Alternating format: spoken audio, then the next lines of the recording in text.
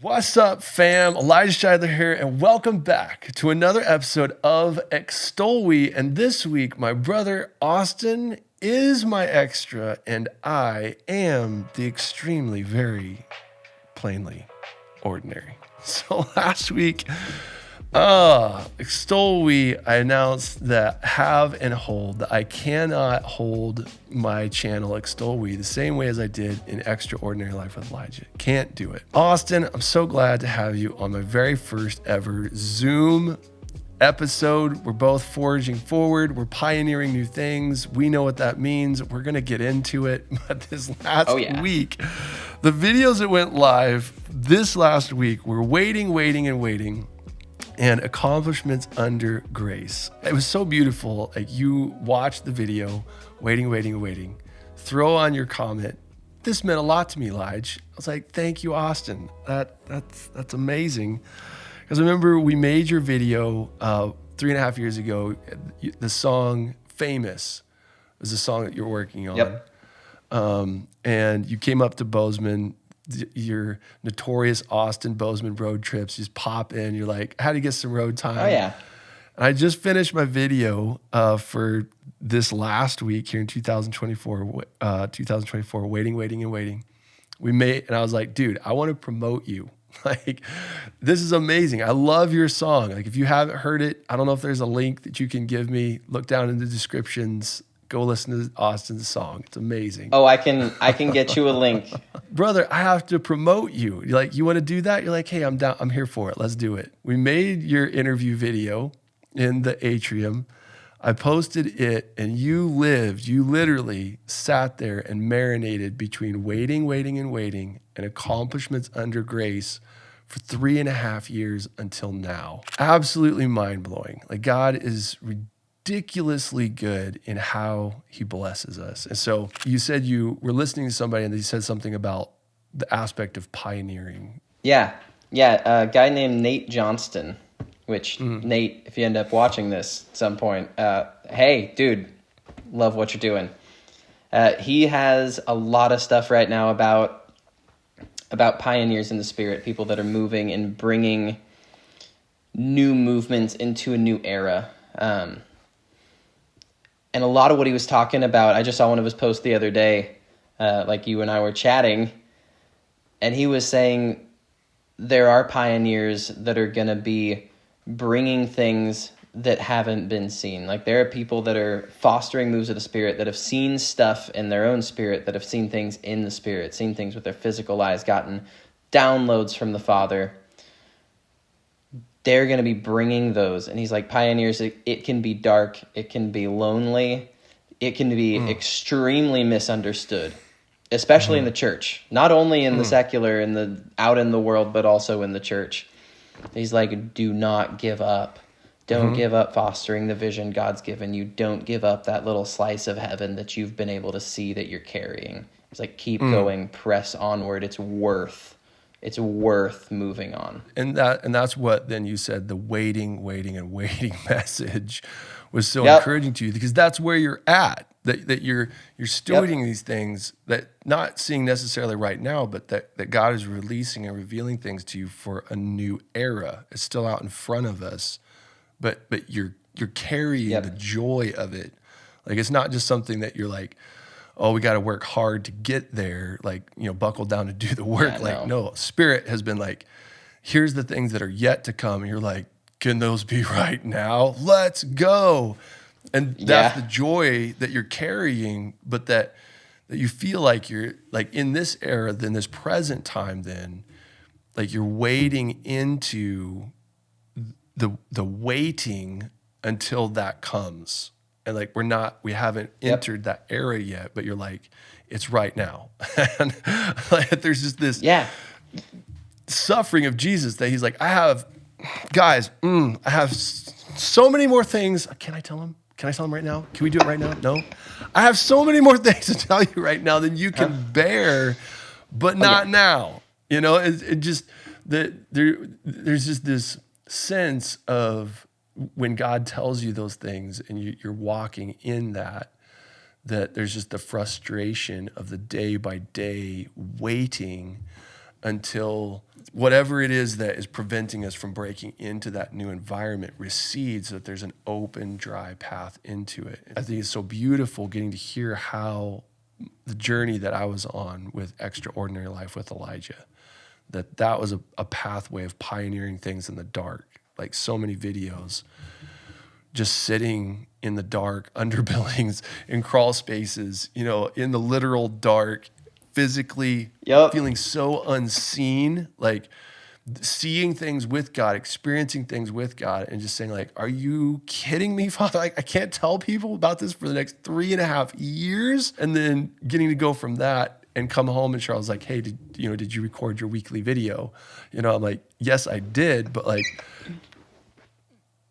it was amazing, but I can't tell you about it.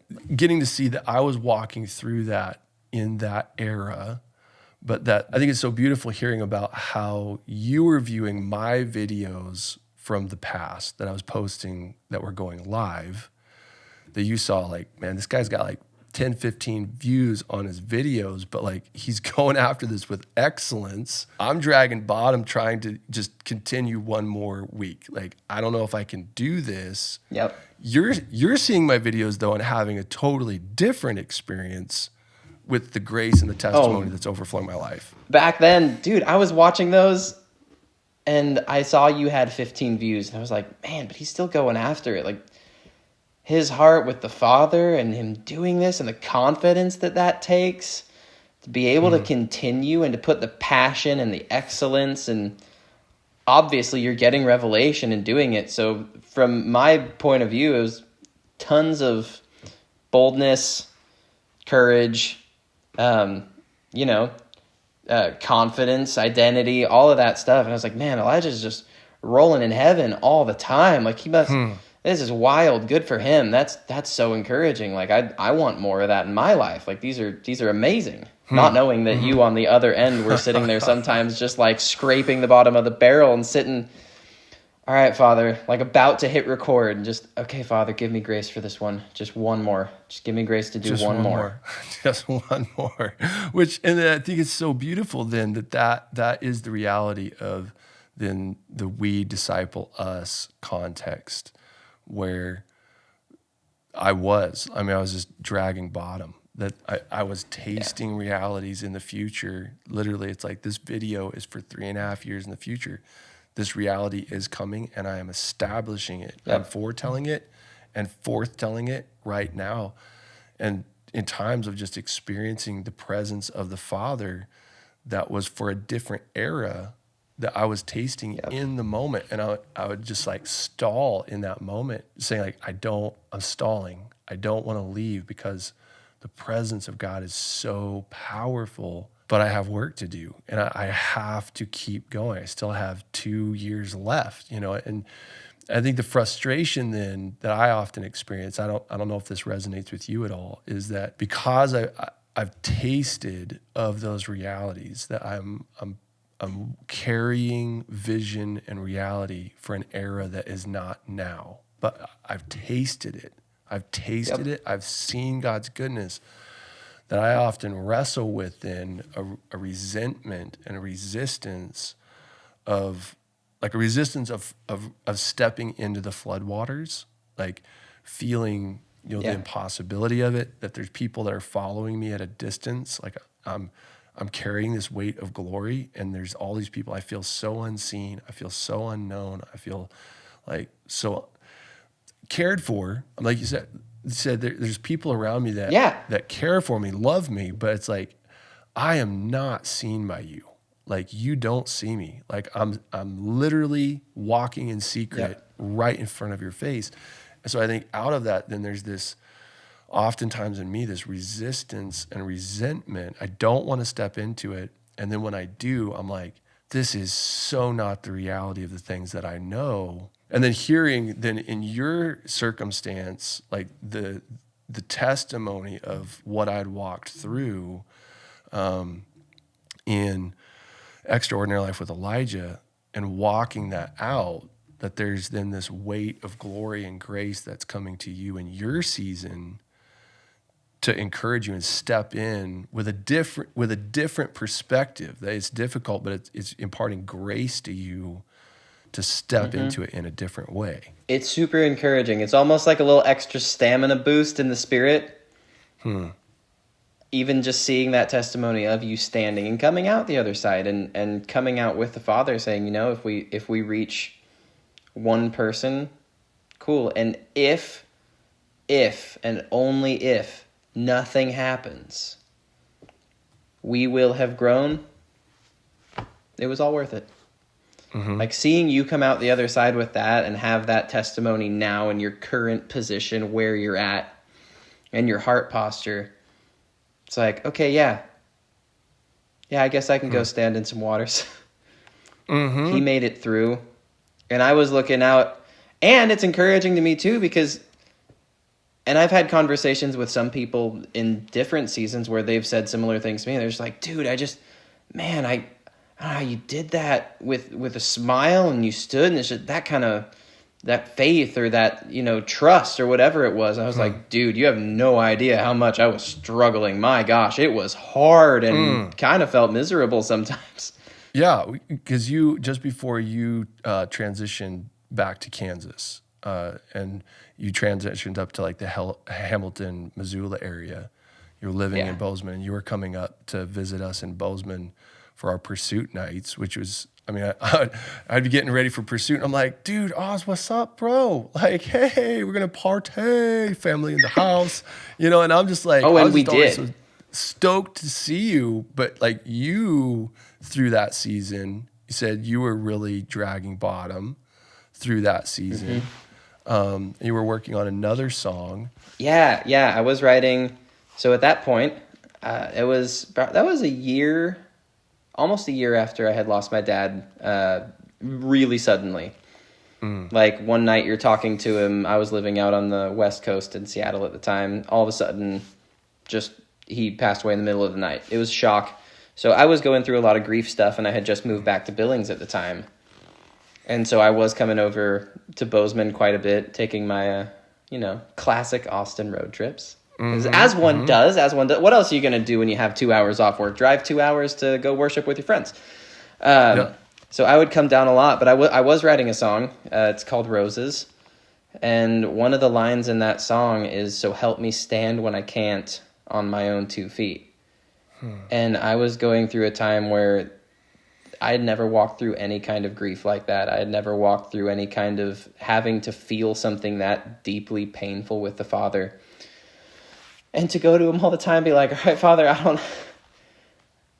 I don't know what else I have. It's another day. I feel like I'm I don't have a lot left of myself to give right now, aside from some sadness and feeling really tired. And I just got this picture when I sat down to write the song. I wrote that song in like 45 minutes at a piano. It came like that, everything except the bridge. The bridge took a year. But the rest of the song was fast. And as I wrote that line, I was just picturing myself because I had nothing left to give. I was like, all right, Father. I was like, I'm standing. I don't know how I'm going to do this, but when I can't stand, I need your help. Hold me up. And I got this picture of like me, just when you do a trust fall, you fall back, somebody's got their arms under your armpits. And I just pictured myself just like, I don't know if I can do this anymore, but I know it's the only option. And I will keep standing. And even if I can't, I trust that you're going to hold me up. It's so beautiful, man. Just seeing and just how God was working that into you through that process of grief, and then getting to know of his goodness in that place to stand. And just hearing as we chatted through just the authority that God's giving to you in certain places and people, and that like that's in you. He's granted that to you. It's your destiny. It's like, it's what I do, and you feel that Straight weight, up. the calling, but then this season of time where he's calling you back to where, you grew up, that, the anointings, the giftings, the calling was all on your life in that era as a kid, but you weren't aware of those things or how to walk in them. Yeah. But now back in that area And it's kind of like that element of Jesus being amongst his people, like prophets are not received in their hometown. And so then there's this thing that's worked into Jesus where it refines and defines your calling. Like standing in that place of having a prophetic anointing or leadership or authority in supernatural, but then it's like you feel like you're in a place that's so dry, and you're like, I know what I'm called to, but I can hardly do anything.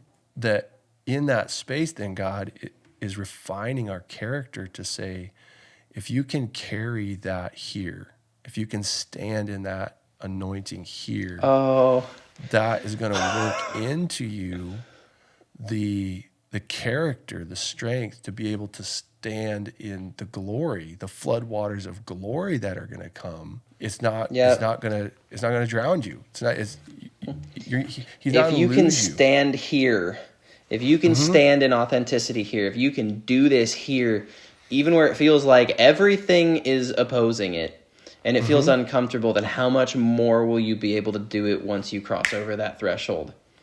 Totally. And walk in the fullness, in the things that you've seen, in the areas you're called to, with people you're called to. So if you can do it here, I feel like it's almost like, dude, it's like an increase. It's like strength training for an anointing. It's like it's already there. Like your muscles are already there.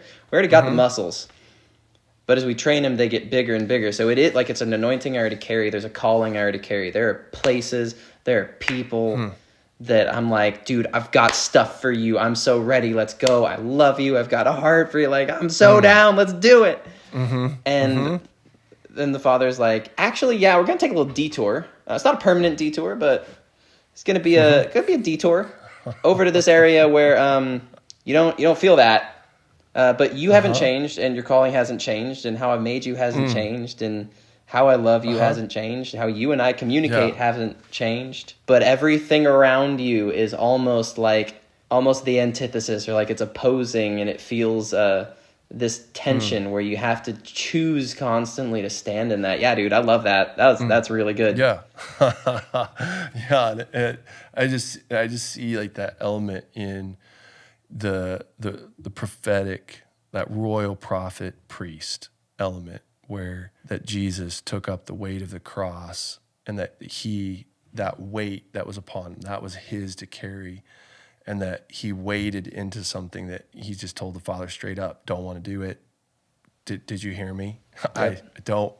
I don't want to do it. You know, I don't want to do it so much. I'm sweating blood. Yeah, like I can't say that yet. Like you haven't resisted opposition to sin in the place of shedding your blood, as Hebrews says. But like that Jesus, he took up the weight of the cross. That was his responsibility, and that he waded forward into the floodwaters of our depravity as this royal priest, and that he stood there in love before the Father, that he just said, Father, I want to serve to please your heart with all that you've given me. I want to exercise the fullness of everything that I have in you to please your heart.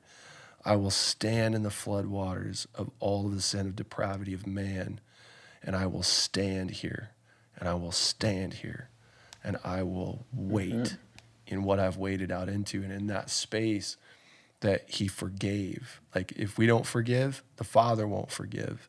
And just the pivotal ministry of Jesus, like it wasn't just this passing thought, like, Father, forgive them, they don't know what they're doing.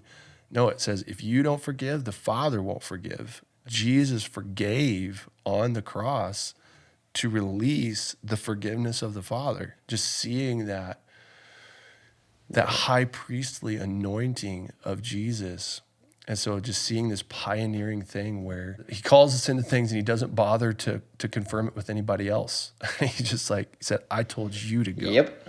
You know, and just tracing back in time and seeing where I was 3.5 years ago, where I felt so alone in what God was calling me to do, so unseen, and so excited, the things that he was showing, revealing, and the things that are still yet to come, and all the videos to be released. But just like I can't tell people about this for 3.5 years. Are you freaking kidding me? You know, and then life just seems so boring then when I went back to the present, but then just seeing like things will wait a appointed time. Love doesn't tell people more than what they can bear. And so just getting to see how God did this work in me and that he gave me grace. He gave me grace to when I could not stand on my own 2 feet, he kept me standing. And that as a result of that, then that you sat and marinated between those 2 prophetic declarations for 3.5 years. And at the appointed time, boom, he releases the encouragement to you in the time and the space that you need it to continue to empower you to stand in the things that he's given you to do. That is only accomplishable by our Father. Like, that's insane. And so just to it's pretty freaking cool, man. Dude, this part of it's the joy of the journey, man. And just getting to see then that as we walk in that faithfulness and just seeing what God now is doing forward looking for you, that I had my moment and I was faithful in that, and that's part of grace to you. And now you've received that grace and you're standing in things that are deeper still, but with an increased inheritance of grace to help you stand more strong in the increased weight of glory that he has for you to release. And that as we join together in that shoulder to shoulder to stand in these things, that it's opening a way for people who are coming behind us as we're pioneering forward. Like, it's opening a way for people to cross over on dry ground into an increased inheritance, the abundant life of Christ that is theirs. If you subscribe to what we are doing, at least me and Austin, hit that subscribe button. Hit it and then get it. Hit the bell as well so you get notified with the new content. So much content. And if you love this video, you didn't just like it. Oh, I like that. That was neat. And then hit the thumbs down button. Pray blessings on our lives together. I love you guys lots. And I'll see you in the next video.